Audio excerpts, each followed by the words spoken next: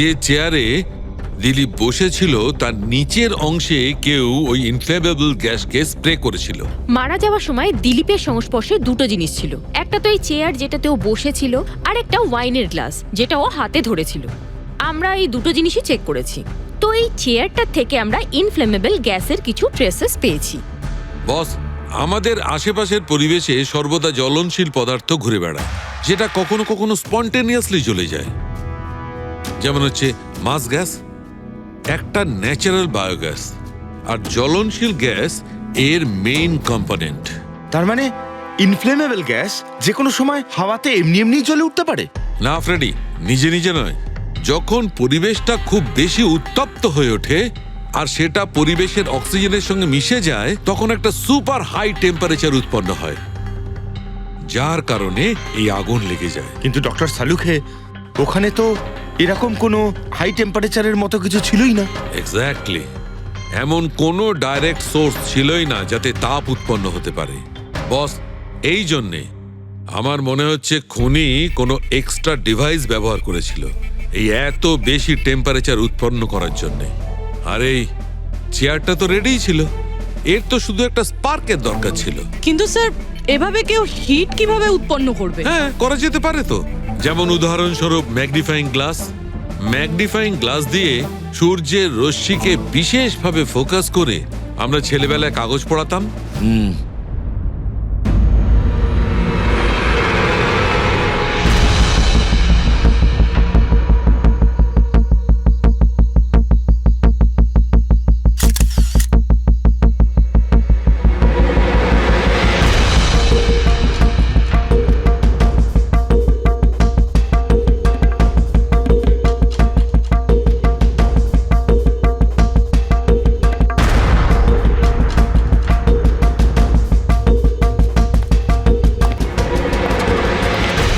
আপনারা কিছু পেয়েছেন?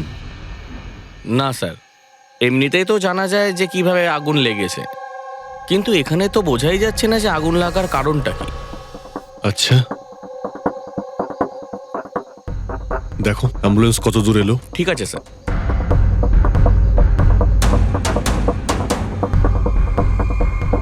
খুব বাজেভাবে ঝলসে গেছে। অদ্ভুত ব্যাপার, জানতেই পারা যাচ্ছে না যে আগুনটা কি করে লাগলো।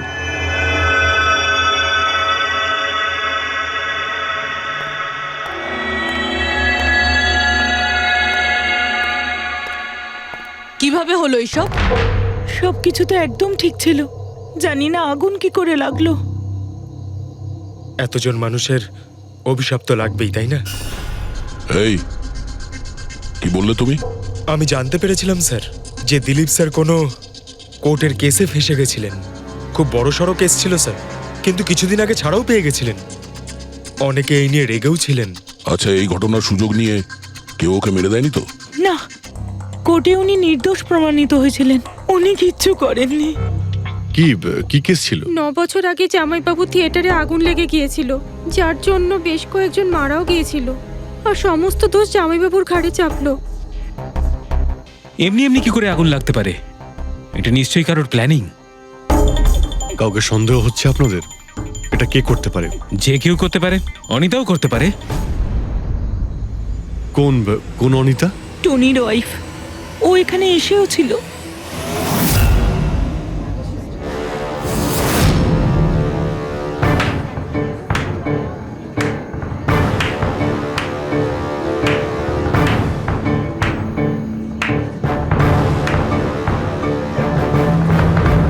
অনিতা? অন্য লোকের ঘর ভেঙে দিয়ে নিজের পরিবারের সঙ্গে এখানে ফুর্তি করা হচ্ছে। ভেরি গুড, ভেরি গুড, বাহ। কিন্তু একটা কথা মনে রেখো, ওই লোকগুলোর মতো তোমরাও ছটফট করে মরবে। সিকিউরিটি, এই চুপ, একদম চেঁচাবি না। বের করো একে বাইরে, বের করো। চলুন ম্যাম, বাইরে চলুন। আউট! মনে হচ্ছে তোদের কি পরিণতি হবে তা নিয়ে কোনো মাথা ব্যথা নেই। তোদের খারাপ সময় শুরু হয়ে গেছে, মনে রাখিস। তুই আমার টনির সাথে যা করেছিস না, মনে রাখিস এরপরে তুই আর বেশি দিন বাঁচবি না, শুনেছিস তুই? এই নিয়ে যাবে কে? তুই আর বাঁচবি না, নরকে যাবি তুই। আর তাকিয়ে দেখছো কি? নিয়ে যাবে কে? তোকে নরক যন্ত্রণা ভোগ করতে হবে, ছটফট করে মরবি তুই, মনে রাখিস। আরে যা।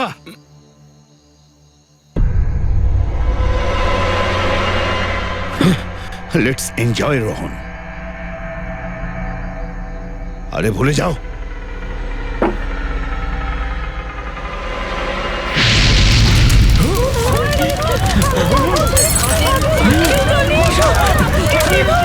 দিলীপ আর রোহনকে যে কেসে ফাঁসানো হয়েছিল সেই কেসেই কোর্ট টনিকে শাস্তি দিয়েছিল।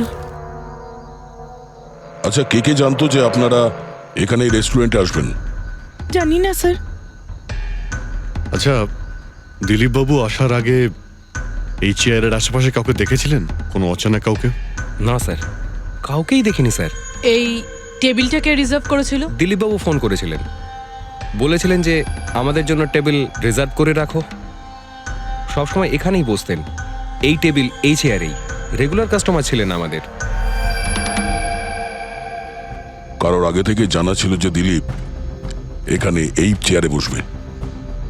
স্যার, চেয়ারের আশেপাশে তেমন কোনো জিনিস নেই যা দিয়ে আগুন লাগতে পারে। এ তো অদ্ভুত ধরনের মিস্ট্রি। সিসিটিভি ক্যামেরা,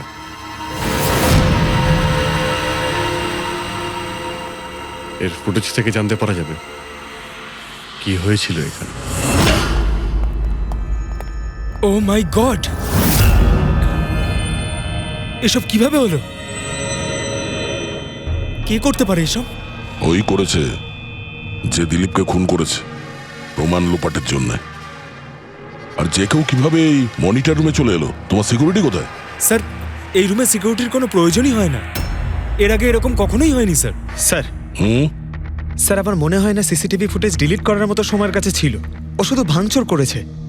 যদি আমরা কোনো এক্সপার্টকে ডাকি স্যার, তাহলে সে হয়তো হার্ড ডিস্ক থেকে রিকভার করতে পারবে।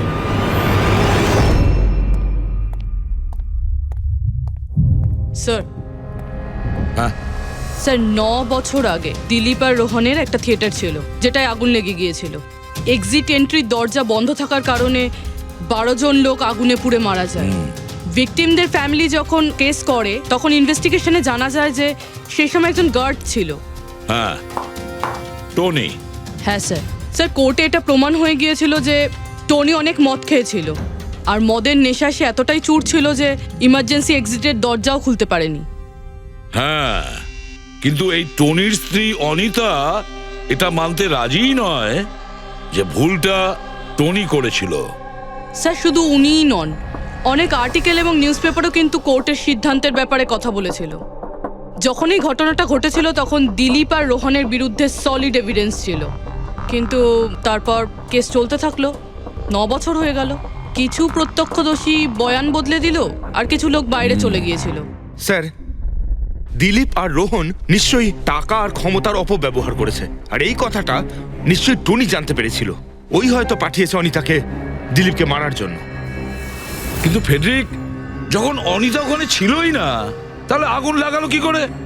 না না, সিকিউরিটির লোকেরা তো ওকে বাইরে বের করছিল ওই রেস্টুরেন্ট থেকে। এমন কি জিনিস ছিল যার জন্য হঠাৎ করে আগুন লাগলো? স্যার, হয়তো ডক্টর সালুংখে আমাদের কোনো হেল্প করতে পারে। না হলে অনিতা।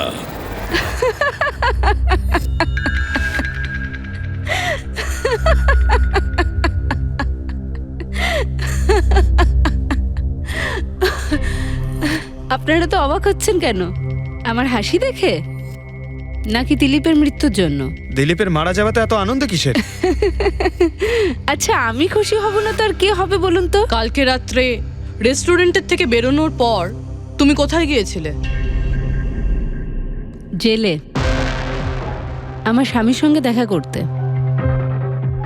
ওয়ার্ডেনের কাছে সমস্ত রেকর্ড আছে, আপনারা চাইলে চেক করতে পারেন। সেটা তো আমরা করবই। আর এইটাও যে তুমি ওই আগুনটা লাগালে কিভাবে? কোনো কালো জাদু করেছিলে তুমি? দিলীপের গায়ে হঠাৎ করে আগুন লাগলো কি করে? কালো জাদু জানলে অবশ্যই প্রয়োগ করতাম, কিন্তু আমি খুব খুশি হয়েছি দিলীপও ঠিক সেইভাবেই ছটপট করে মরেছে, যেভাবে 9 বছর আগে ওই নিরীহ লোকগুলো মারা গেছিল, যেটা শাস্তি এখন আমার স্বামী টনি ভুগছে। তুমি এইটা কিভাবে বলতে পারো যে টনির কোনো ভুল ছিল না? তুমি তো ওখানে ছিলেই না। আমি ওখানে ছিলাম না, কিন্তু টনি এখানে ছিল। সেদিন ওর শরীর খারাপ ছিল। ওর মালিকদের মানে রোহন আর দিলীপকে বলে তাড়াতাড়ি বাড়ি চলে আসে, আগুন লাগার অনেক আগেই। ভুল ওদের দুজনের ছিল, ওরাই পুরনো দরজা ঠিক করায়নি, যার জন্য ওখানে আগুনে পুড়ে অনেক লোক মারা গেছিল। আমার স্বামীর নয়, ওদের দুজনের দোষ ছিল। তাতে তোমার নিশ্চয়ই খুব রাগ হয়েছিল, ওদেরকে মেরে ফেলারও ইচ্ছে হয়েছিল। 12 জন মারা গেছিল ওখানে। আমার থেকে অনেক বেশি রাগ ওদের পরিবারের লোকেদের হয়েছিল, কিন্তু এখন হয়তো ওরা খুব খুশি দিলীপের মৃত্যুর খবর শুনে। খুব খুশি হয়েছে। ওরা আরো বেশি আনন্দ পাবে যেদিন রোহন পুড়ে মরবে।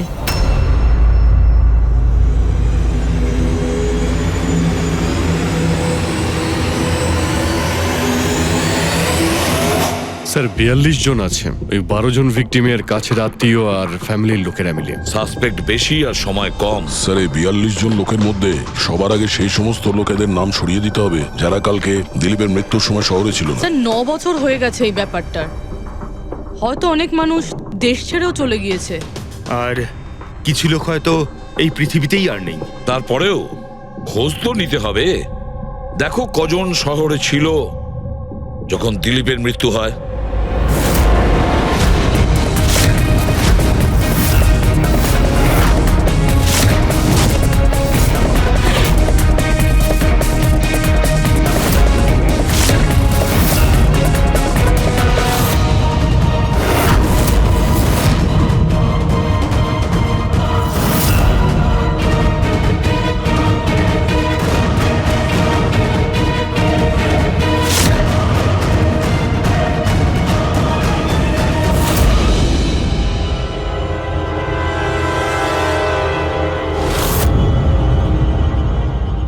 হ্যাঁ পঙ্কজ, কজন এখানে আছে?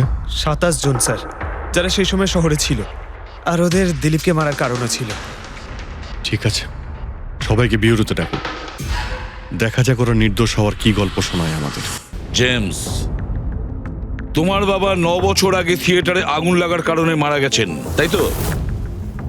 Yes sir. আপনার হাজবেন্ড ফিল্ম একাই দেখতে গিয়েছিলেন? সেই দিন আমি বিজি ছিলাম, তাই উনি একাই চলে যান। কালকে রাত্রে কোথায় ছিলে তুমি? স্যার আমি আমার বন্ধুদের সঙ্গে ছিলাম। স্যার আমি পাসপোর্ট অফিসে গেছিলাম। ওই দুজনকে আমি এমনি এমনি ছেড়ে দেব না। তো কি করেছিলে তুমি? ভেবেছিলাম যে দিলীপের সাথে ফেস টু ফেস দেখা করব, আর ওকে জিজ্ঞেস করব যে তুমি এরকম কেন করলে। স্যার তারপরে আমি আমার বন্ধুদের সাথে বাড়িতে যাই। আমি আমার ওয়াইফের সাথে মলে ছিলাম। স্যার আমার বন্ধুদের জিজ্ঞাসা করতে পারেন। স্যার যদি ওর সাথে আমার দেখা হতো তাহলে ও রেস্টুরেন্টে বেঁচে ফিরতো না। দিলীপ ওর কর্মের শাস্তি পেয়ে গেছে। আমি রেস্টুরেন্ট থেকে জানতে পারলাম যখন যে দিলীপের সাথে কি হয়েছে, তখন মনে শান্তি পেলাম স্যার। আর বাকি থাকলো রোহন, ও তার কর্মের শাস্তি নিশ্চয়ই পাবে। এবার এই 27টা নামের মধ্যে তাদের নামগুলো রেখে দাও যারা ঘুরিয়ে ফিরিয়ে উত্তর দিচ্ছিল, আর যারা নিজেদের উত্তর অনেক আগে থেকেই তৈরি করে রেখেছিল।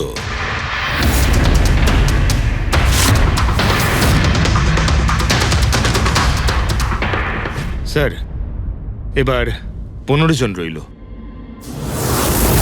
এবার এই 15 জনকে ওই দিনের ব্যাপারে জিজ্ঞাসা করতে হবে যখন 9 বছর আগে থিয়েটারে আগুন লেগেছিল। দেখা যাক কে সব থেকে বেশি রেগে যায় আর কে মুখ ঘুরিয়ে নেয়। স্যার আমার ভাই মাধ্যমিক পাশ করেছিল, ও বলেছিল বন্ধুদের পার্টি দিতে চায়, সিনেমা দেখাতে চায়, টাকা দাও। স্যার আমি সেই জন্য ওকে টাকাও দিয়েছিলাম। হয়তো ওই টাকাটা আমার ওকে দেওয়া একেবারেই উচিত হয়নি স্যার। যে এই কাজটা করে থাকুক খুব ভালো করেছে। আজকে আমি খুশি, আজ আমি খুব খুশি। কুমারবাবু, আপনি ইউনিভার্সিটিতে ফিজিক্সের প্রফেসর, তাই তো? Yes sir, head of the department physics. কিন্তু আমার নিজের ছেলেরই পড়াশোনায় কোনো ইন্টারেস্টই ছিল না। অনেক বকেছি আমি ওকে, কিন্তু তাতে কোনো রকম কোনো লাভই হয়নি। 1 নম্বরের বদমাইশ হয়ে উঠেছিল। সেদিনও কলেজ বাঙ্ক করে বন্ধুদের সাথে সিনেমা দেখতে চলে গিয়েছিল। আর স্যার, তারপর ও আর কোনোদিন বাড়ি ফিরে আসেনি। হিমেশ, রাইট? তুমি কন্ট্রাক্টর না? হ্যাঁ স্যার। হিমেশ, 9 বছর আগে তুমি তোমার স্ত্রীর সঙ্গে সিনেমা দেখতে গিয়েছিল ওই সিনেমা হলে। আমাদের নতুন নতুন বিয়ে হয়েছিল, স্যালোনির সাথে সিনেমা দেখতে গিয়েছিলাম। ওর খুব খিদে পেয়েছিল, আমি সিঙ্গাড়া আনতে বাইরে গেছিলাম। আমি ওখানে ফিরে গিয়ে দেখলাম ওখানকার দরজা লক হয়ে গেছে, আর ভেতর থেকে লোকেদের চিৎকার চেঁচামেচি শোনা যাচ্ছিল, আর আর খুব ধোঁয়া বেরোচ্ছিল ওখান থেকে। আমি স্যার দরজা খোলার অনেক চেষ্টা করেছিলাম, আমি খুব চেষ্টা করেছিলাম। আমি পাগলের মতো দরজায় ধাক্কা দিতে থাকি। সালোনি সালোনি সালোনি বলে আমি চিৎকার করতে থাকি, কিন্তু আমি কিচ্ছু করতে পারিনি স্যার। আমি কিচ্ছু করতে পারিনি, আমার সালোনিকে আমি বাঁচাতে পারিনি। ওখানে তো একটা গার্ডও ছিল না, টনি? ও কি দরজা খোলেনি? ছিল না স্যার। ওখানে কোনো গার্ড, মানে আর কাউকে দেখেছিলে তুমি? কেউ ছিল না স্যার, কেউ ছিল না। আমি 9 বছর আগে কোর্টে যে কথা বলেছি আজও তাই বলছি। যখন সিনেমা হলে আগুন লেগেছিল তখন টনি ওখানে ছিল না স্যার।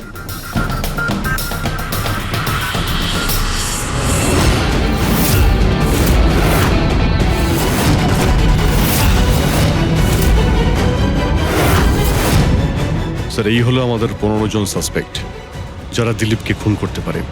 স্যার, পুলিশ বলছিল যে ফায়ারম্যানরাও বলতে পারেনি যে আগুনের এক্স্যাক্ট সোর্সটা কোথায় ছিল। ওরা তো দেখা মাত্রই জানতে পেরে যায়, তাই না? জানতে পেরে যায় যে ওখানে এমন কি জিনিস ছিল যাতে আগুন ছড়িয়ে পড়ে, কিন্তু ওরা জানতে পারেনি।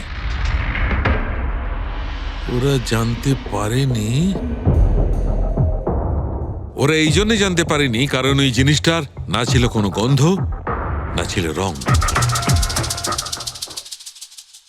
Exactly sir. যদি এটা লিকুইড হতো না তাহলে দিলীপ নিশ্চয়ই বুঝতে পারতো ওই চেয়ারটায় বসা মাত্রই। আর পাউডার থাকলে আমরা টেস্ট করে পেয়ে যেতাম। তার মানে এটা তো গ্যাস। তার মানে হচ্ছে এটা ছিল গ্যাস। গ্যাস? এই জন্য ওই ফায়ারম্যান জানতে পারেনি যে কিসের জন্য আগুন লেগেছিল। ইনফ্লেমেবল গ্যাস বস, যার শুধু একটা স্পার্কের দরকার হয় জ্বলে উঠবার জন্য। কিন্তু একটা কথা বুঝতে পারছি না, দিলীপ যে চেয়ারে বসেছিল সে চেয়ারে গ্যাস আসলো কোথা থেকে? চেয়ার থেকেই। কি? চেয়ার থেকে? সেটা এইভাবে বস, যে চেয়ারে দিলীপ বসেছিল তার নিচের অংশে কেউ ওই ইনফ্লেমেবল গ্যাসকে স্প্রে করেছিল। মারা যাওয়ার সময় দিলীপের সংস্পর্শে দুটো জিনিস ছিল। একটা তো এই চেয়ার যেটাতে ও বসেছিল, আর একটা ওয়াইনের গ্লাস যেটা ও হাতে ধরেছিল। আমরা এই দুটো জিনিসই চেক করেছি। তো এই চেয়ারটার থেকে আমরা ইনফ্লেমেবল গ্যাসের কিছু ট্রেসেস পেয়েছি। বস, আমাদের আশেপাশের পরিবেশে সর্বদা জ্বলনশীল পদার্থ ঘুরে বেড়ায়, যেটা কখনো কখনো স্পন্টেনিয়াসলি জ্বলে যায়। যেমন হচ্ছে মাস গ্যাস, একটা ন্যাচারাল বায়োগ্যাস, আর জ্বলনশীল গ্যাস এর মেইন কম্পোনেন্ট। তার মানে ইনফ্লেমেবল গ্যাস যে কোনো সময় হাওয়াতে এমনি এমনি জ্বলে উঠতে পারে? না ফ্রেডি, নিজে নিজে নয়। যখন পরিবেশটা খুব বেশি উত্তপ্ত হয়ে ওঠে আর সেটা পরিবেশের অক্সিজেনের সঙ্গে মিশে যায়, তখন একটা সুপার হাই টেম্পারেচার উৎপন্ন হয়, যার কারণে এই আগুন লেগে যায়। কিন্তু ডক্টর সালুখে, ওখানে তো এরকম কোনো হাই টেম্পারেচারের মতো কিছু ছিলই না। এক্স্যাক্টলি, এমন কোনো ডাইরেক্ট সোর্স ছিলই না যাতে তাপ উৎপন্ন হতে পারে। বস, এই জন্যে আমার মনে হচ্ছে খুনি কোনো এক্সট্রা ডিভাইস ব্যবহার করেছিল এই এত বেশি টেম্পারেচার উৎপন্ন করার জন্যে। আর এই চেয়ারটা তো রেডিই ছিল, এর তো শুধু একটা স্পার্কের দরকার ছিল। কিন্তু স্যার এভাবে কেউ হিট কিভাবে উৎপন্ন করবে? হ্যাঁ, করা যেতে পারে তো। যেমন উদাহরণস্বরূপ ম্যাগনিফাইং গ্লাস। ম্যাগনিফাইং গ্লাস দিয়ে সূর্যের রশ্মিকে বিশেষভাবে ফোকাস করে আমরা ছেলেবেলায় কাগজ পড়াতাম।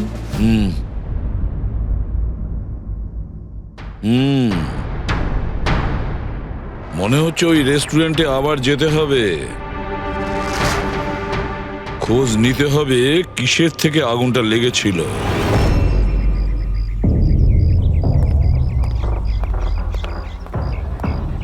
সব জায়গায় দেখে ফেলেছি স্যার, কিন্তু এমন কিচ্ছু খুঁজে পেলাম না যা দিয়ে আগুন লাগতে পারে।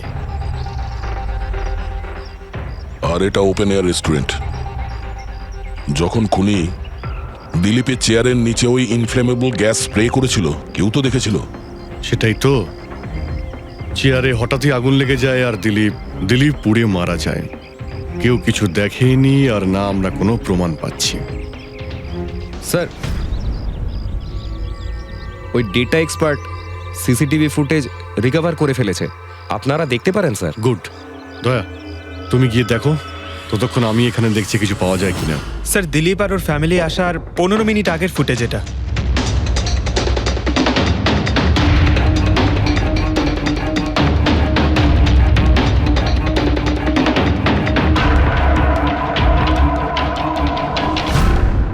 এ চেয়ার চেঞ্জ করছে। এর কোনো দ্বিতীয় অ্যাঙ্গেল আছে কি এই সময়েরই? চেক করো। 1 মিনিট স্যার।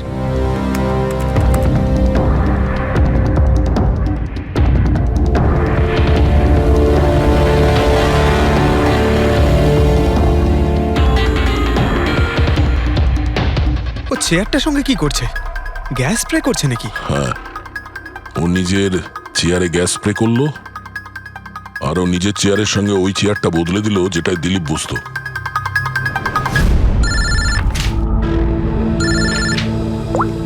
হ্যাঁ দয়া।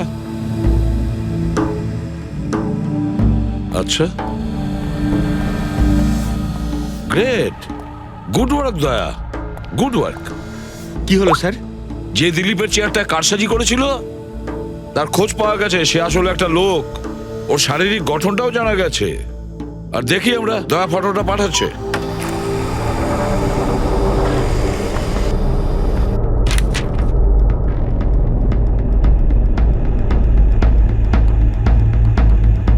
খুনি এই বাকি লোকগুলোর মধ্যেই কেউ একজন, এদেরই মধ্যে কেউ। আর এবার এর পরের শিকার রোহান।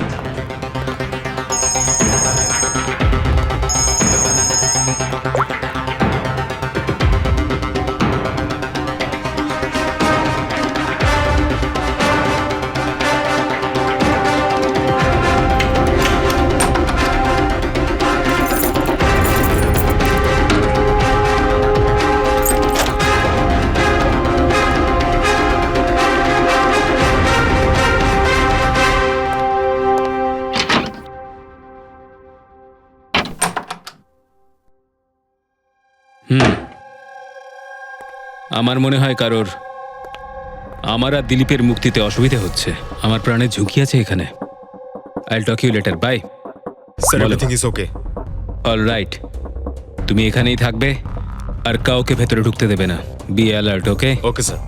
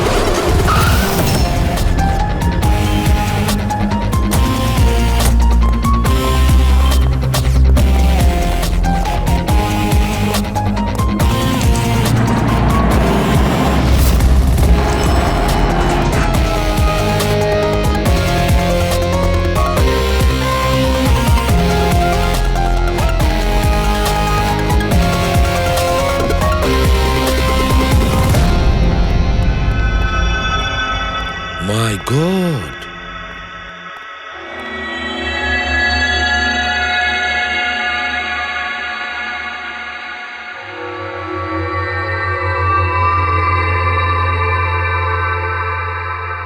কি হয়েছিল এখানে আর কিভাবে?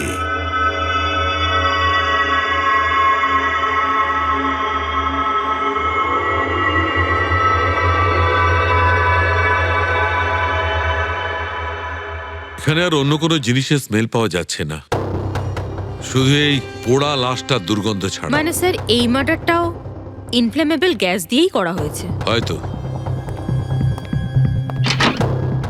এসব হলো কিভাবে?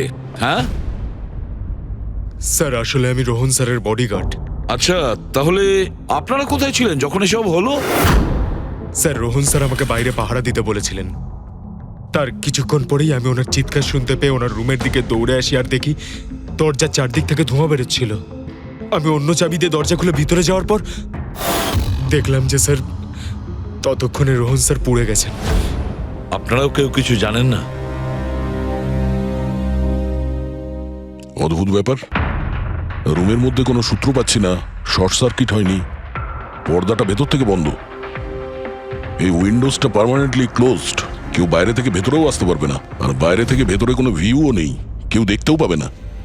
তাহলে লোকটা মরলো কিভাবে? এটার থেকে আগুন লেগেছে বস।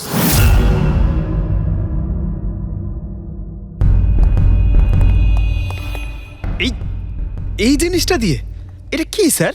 এটা হচ্ছে ফিলামেন্ট। ফিলামেন্ট? ইলেকট্রিক বাল্বের ভেতরের ফিলামেন্ট। যখন এই ফিলামেন্টের ভেতর দিয়ে ইলেকট্রিক পাস করানো হয় তখন এটা গরম হয়ে লাল হয়ে যায়।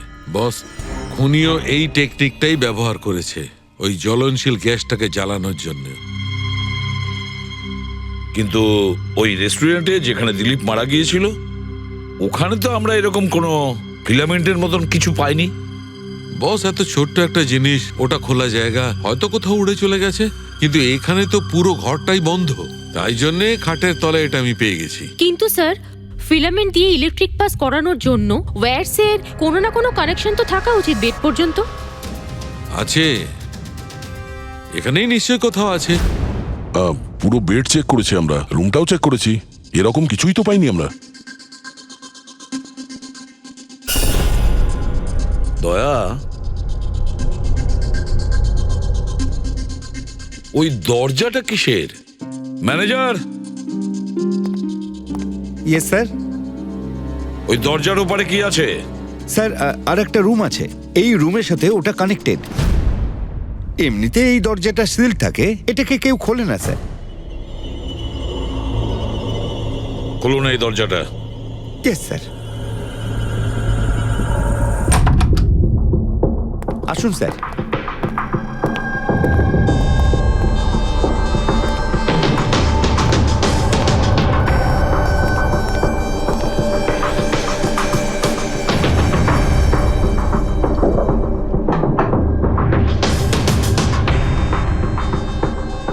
আচ্ছা ম্যানেজার বাবু, কার রুম এটা? কে থাকে এই রুমটাতে? কোনো একজন গেস্ট স্যার, ডিটেলস চেক করতে হবে। দেখুন। Okay sir.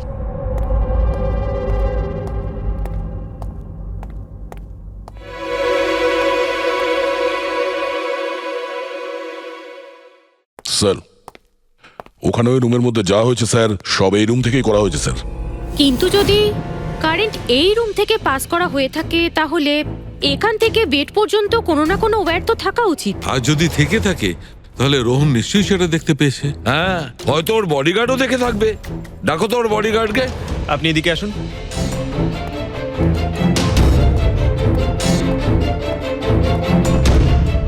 একটা কথা বলো, যখন তুমি রোহনের ঘরে এসেছিল তখন কোনো তার দেখেছিলে এখানে এই দরজা থেকে ওই রুম পর্যন্ত? কোনো কিছু? না স্যার, রোহন স্যার এই রুমে ঢোকার আগে আমি এই রুমটাকে খুব ভালো করে চেক করেছিলাম, কিন্তু তার বা সেরকম কিছু আমার চোখে পড়েনি। ঠিক আছে, যাও তুমি। যাই হোক না কেন দয়া, খুনি এই দরজাটা ব্যবহার করেছে। এই দরজা দিয়ে রোহনের রুমে আসে আর রোহনের বেডে ইনফ্লেমেবল গ্যাস স্প্রে করে, আর যে কোনো ভাবেই হোক ফিলামেন্টে কারেন্ট দিয়ে দেয়, তাতে ফিলামেন্ট গরম হয়ে যায় আর ইনফ্লেমেবল গ্যাসে আগুন ধরে যায় আর তাতে রোহনের মৃত্যু হয়। বস, একটা কথা কিন্তু ঠিক, খুনি যেই হোক না কেন তার ইলেকট্রিক আর কেমিক্যাল সম্পর্কে খুব ভালো জ্ঞান আছে। প্রফেসর কুমার, ফিজিক্সের প্রফেসর কুমার, ওর থেকে আর কে বেশি জানতে পারে এই ব্যাপারে? স্যার ওই প্রফেসর কুমারের সঙ্গে দেখা করো। স্যার। দয়া, আমিও যাব তোমার সঙ্গে।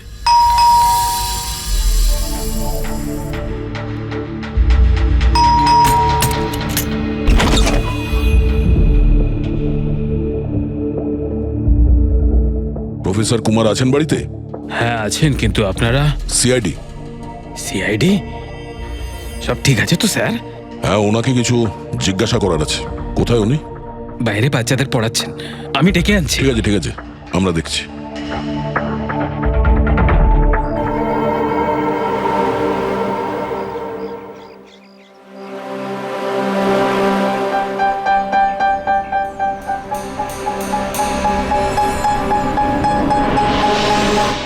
মিস্টার কুমার, আপনার কাছে আমাদের কিছু জিজ্ঞাসাবাদ আছে। বলুন, কি জানতে চান? আপনি এটাকে চেনেন? এটা তো ফিলামেন্ট। গুড, ঠিক চিনেছেন আপনি। আপনি জানেন আমরা এই ফিলামেন্টটা কোথা থেকে পেয়েছি? সেটা তো আপনারাই বলতে পারবেন কোথা থেকে পেয়েছেন। রোহনের বিছানার নিচে। কাল রাত্রে রোহন ওই বিছানাতেই পুড়ে মারা গেছে। হোয়াট? রোহনও মারা গেছে? কাল রাত্রে আপনি কোথায় ছিলেন? রাত 9টা থেকে ভোর 3টে পর্যন্ত। আপনারা আমাকে সন্দেহ করছেন? এটা আমাদের প্রশ্নের উত্তর হলো না মিস্টার কুমার। কাল আমি সারা দিন আর সারা রাত্রি বাড়িতেই ছিলাম। কোনো প্রমাণ? আগে আমার কাজের লোক রামু আর বিকাশ, প্লিজ কাম হিয়ার।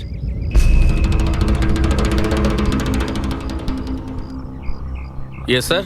এনাদের বলো যে কাল কোথায় ছিলাম। স্যার আমাদের সবার এক্সট্রা ক্লাস নিচ্ছিলেন এই বাড়িতেই। কটা থেকে কটা পর্যন্ত?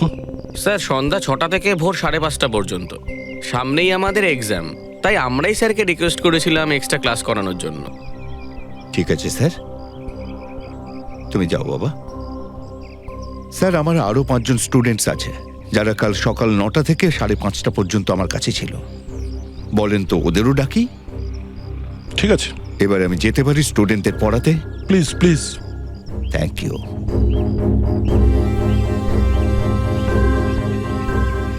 হ্যাঁ, তাহলে আমি যেটা বলছিলাম যে শোল্ডারিং ওয়্যার ছাড়াও আমরা মাদারবোর্ড ফিক্সড করতে পারি with the help of adhesive conductor.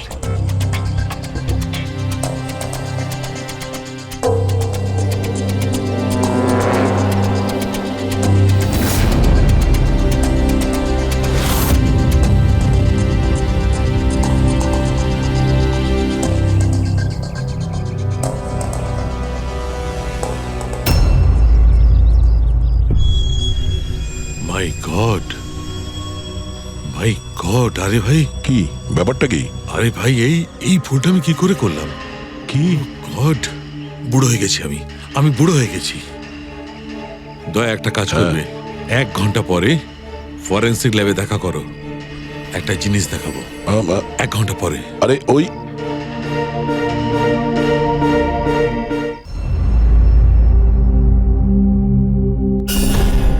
বস একটা কাজ করো, এই সুইচটা দিয়ে ওই বাল্বগুলোকে জ্বালাও। এই সুইচ দিয়ে?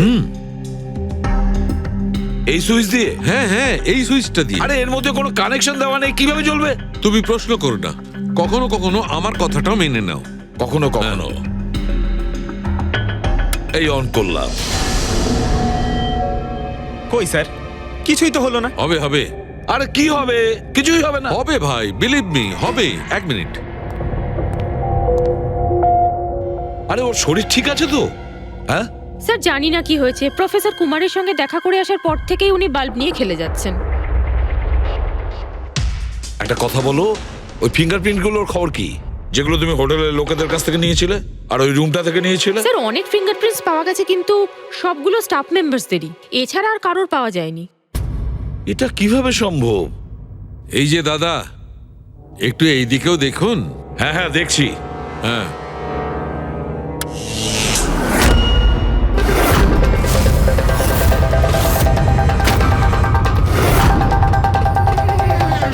আরে স্যার, স্যার এই বাল্বগুলো জ্বললো কিভাবে? এ কি কাণ্ড করলেন ডক্টর সালুকে? কোনো তার ছাড়াই আপনি সবকটা বাল্ব জ্বালিয়ে দিলেন। কিন্তু ডক্টর সালুকে, এটা আপনি করলেন কিভাবে? এটা ঠিক তেমন ভাবেই হয়েছে ফ্রেডি, যেমন ভাবে খুনি করেছিল। ওই দিলীপের চেয়ারটাতে আর রোহনের বেডে। ম্যাজিশিয়ান সালুখে, এবার পরিষ্কার করে বলুন আপনি সব করলেন কিভাবে? কারেন্ট কি হাওয়া থেকে আসলো? হাওয়া থেকে আসেনি বস, তাহলে?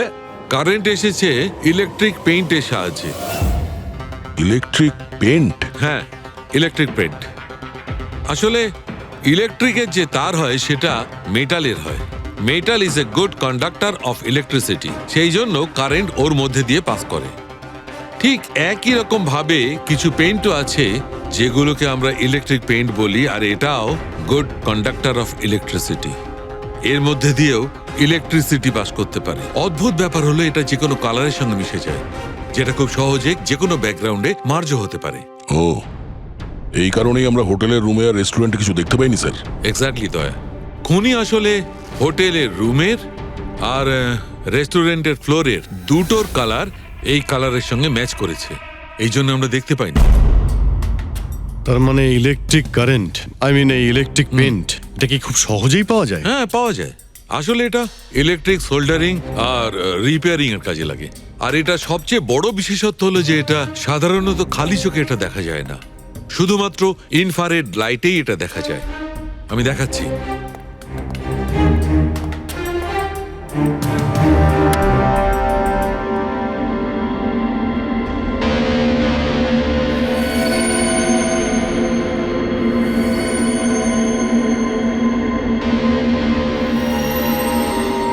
দেখেছো বস?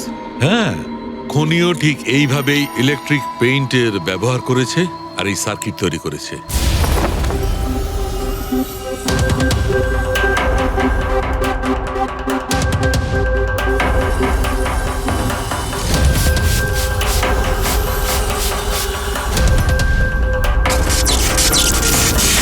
একটা কথা তো নিশ্চিত, এ যেই হোক না কেন তার এ সমস্ত ব্যাপারে খুব ভালো জ্ঞান আছে। কিন্তু স্যার, এদের মধ্যে খুনিকে? ওই প্রফেসরের সঙ্গে তো কথা বলে নিয়েছি স্যার, ও তো না। এই বংশী, এই লোকটা তো একজন ক্লার্ক, কিন্তু আমার মনে হয় না যে একজন ক্লার্কের সায়েন্সের ব্যাপারে এত জ্ঞান থাকতে পারে। স্যার, এদের মধ্যে সবথেকে বেশি শিক্ষিত তো ওই প্রফেসরকেই মনে হচ্ছে। এটা এমন কেউ হতে পারে যেটা প্রফেসরের মতো ইন্টেলিজেন্ট নয়, অথচ এই ব্যাপারে অনেক কিছুই জানে।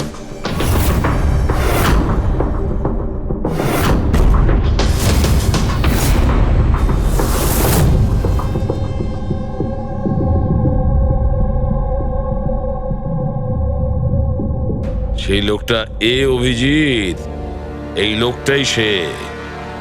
মনে পড়ছে কি বলেছিল আমাদের, যে ও কি কাজ করে?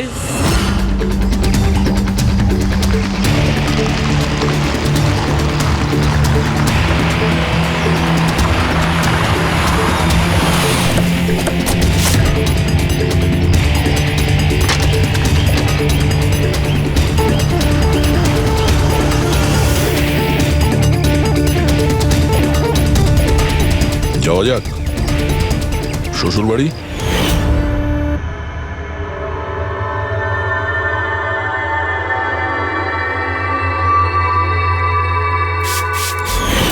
দিলীপ আর রোহনের উপর কেস হয়েছিল, কিন্তু আমি জানতাম ওরা টাকার পাওয়ারের জোরে ছাড়া পেয়ে যাবে।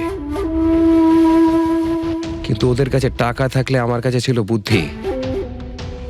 অনেক মাস ধরে ওদের আমি ফলো করেছি, ওরা কোথায় যাচ্ছে, কি করছে, কার সাথে দেখা করছে, সবকিছু। আর শেষ পর্যন্ত ওদের দুজনকে মারার উপায় আমি পেয়েই যাই, ইলেকট্রিক পেন্ট আর সার্কিটের মাধ্যমে। এই দুটো জিনিসের বিষয়ে আমি খুব ভালো করে জানতাম। ব্যাস দিয়ে দিলাম দুজনকে শাস্তি। দুজনকে মেরে ফেলেছি জ্যান্ত পুড়িয়ে, যেভাবে ওরা আমার সালোনিকে মেরেছিল। হিমেশ, তোমার স্ত্রীর সঙ্গে যা কিছু হয়েছে সেটার জন্য আমরা সবাই দুঃখিত, কিন্তু দিলীপ আর রোহনকে মেরে তুমি কি পেলে? তুমি কি ফিরে পেলে তোমার স্ত্রীকে? প্রতিশোধের আগুনে পুড়ে তুমি দুজনকে মারলে। আইন তোমাকে কোনোদিন ক্ষমা করবে না, কঠোর থেকে কঠোরতম শাস্তি হবে তোমার।